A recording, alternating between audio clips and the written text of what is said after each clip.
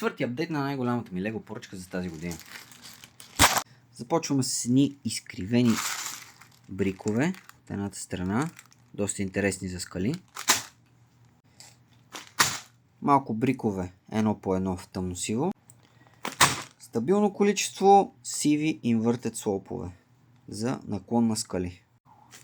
Едно по едно тайлчета. Едно по 4 тайлове. Едни светло-сиви плейтове с допълнителна част отстрани за текстура на стена. Продължаваме с Reddish Brown части. Едно по 4 тайлове. Едно по едно тайл.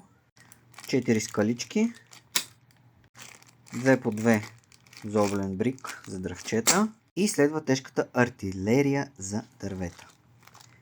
Едно по едно брикче с стъд от едната страна. Едно по едно брикче отново с два стъда от страните на ъгъл.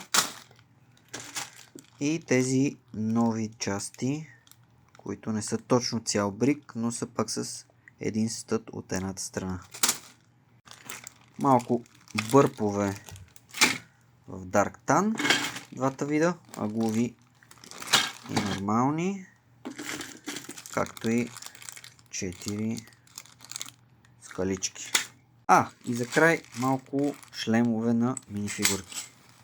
Следващия път приключваме с тази серия за апдейтите от най-голямата лего поръчка, която направих за годината, но ще ви показвам какво взимам от Bricklink като видове части, за какво би ги използвал и това нещо ще има голям апдейт, да го разгледате по-детайлно.